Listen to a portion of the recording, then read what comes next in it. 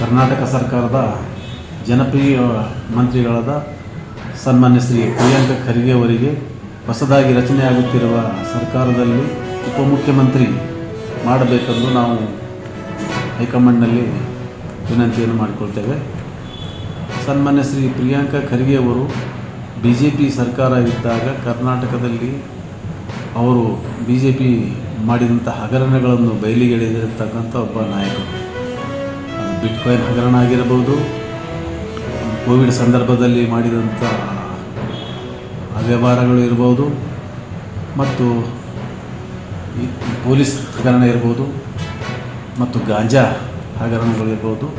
ಇವೆಲ್ಲ ಹಗರಣಗಳನ್ನು ಬಯಲಿಗೆ ತಂದಂಥ ಒಬ್ಬ ಧೀಮಂತ ನಾಯಕರು. ಅವರು ವಿಧಾನಸಭೆಯಲ್ಲಿ ಮತ್ತು ಹೊರಗೆ ಮಾಧ್ಯಮಗಳ ಮುಖಾಂತರ ಅವರು ಮಾಡಿದಂಥ ಹಗರಣಗಳನ್ನು ಎಳೆಯಾಗಿ ದಾಖಲೆ ಮೂಲಕ ಅವರು ಇಟ್ಟಂಥ ಒಬ್ಬ ನಾಯಕರು.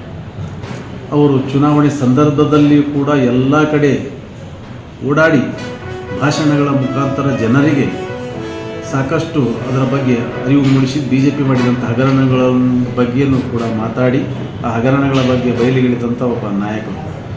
ಅವರು ಮಾಡಿದಂಥ ಎಲ್ಲ ಕಡೆ ಚುನಾವಣೆಯ ಭಾಷಣಗಳು ಕೂಡ ನಮ್ಮ ಸರ್ಕಾರ ಕಾಂಗ್ರೆಸ್ ಪಕ್ಷಕ್ಕೆ ಒಂದು ದೊಡ್ಡ ಶಕ್ತಿಯಾಯಿತು. ಅವರು ಚುನಾವಣೆಯಲ್ಲಿ ನಮ್ಮ ಸರ್ಕಾರ ಬರಲು ಅವರು ಕಾರಣೀಭೂತರಾಗಿರ್ತಾರೆ. ಅವರು ಕಾರಣೀಭೂತ ನಾಯಕರಾಗಿದ್ದಾರೆ.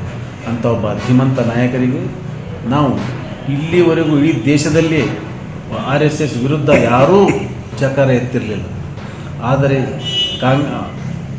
ಸನ್ಮಾನ್ಯ ಶ್ರೀ ಪ್ರಿಯಾಂಕ ಖರ್ಗೆ ಅವರು ಅದು RSS. ಸಿದ್ದರಾಮಯ್ಯನವರು ರಾಜೀನಾಮೆ ಕೊಡೋದಕ್ಕೆ ಮುಂಚೆ ಒಂದು ಮಾತು ಹೇಳ್ತಾರೆ, ನಾನು ರಾಜಕೀಯ ನಿವೃತ್ತಿ ಹೊಂದೋದಿಲ್ಲ, ರಾಜಕೀಯದಲ್ಲಿರ್ತೇನೆ, ಕೋಮುವಾದಿಗಳ ವಿರುದ್ಧ ಹೋರಾಟ ಮಾಡ್ತೀನಿ ಅಂತ. ಕೋಮುವಾದಿಗಳು ಯಾರು? ಕೋಮುವಾದಿಗಳು ನೀವೇ. ಸಿದ್ದರಾಮಯ್ಯನವರೇ ಕೋಮುವಾದಿಗಳು. ಕಾಂಗ್ರೆಸ್ಸೇ ಕೋಮುವಾದಿ ಪಕ್ಷ. ಹೋರಾಟ ಯಾರ ಮೇಲೆ ನಿಮ್ಮದಾಗಾದ್ರೆ?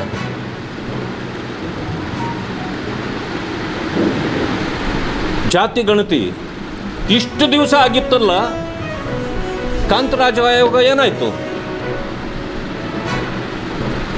ಜಯಪ್ರಕಾಶ್ ಹೆಗಡೆ ಅವರ ವರದಿ ಏನಾಯಿತು?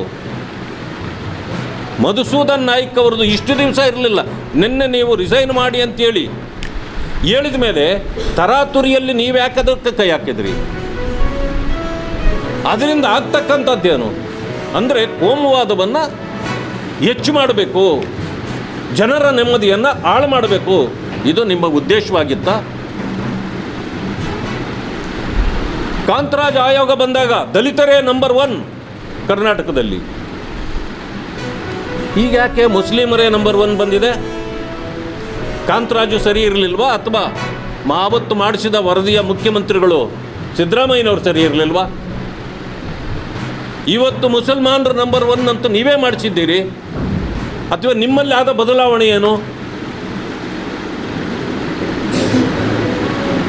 ಇದು ರಾಜ್ಯವನ್ನು ಇಕ್ಕಟ್ಟಿಗೆ ಸಿಕ್ಕಿಸುವ, ಜಾತಿಗಳನ್ನು ಎತ್ತಿಕಟ್ಟುವ,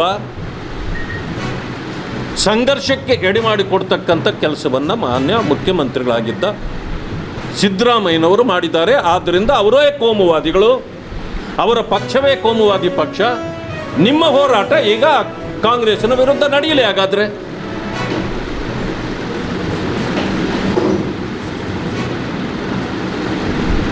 ಅದಕ್ಕೆ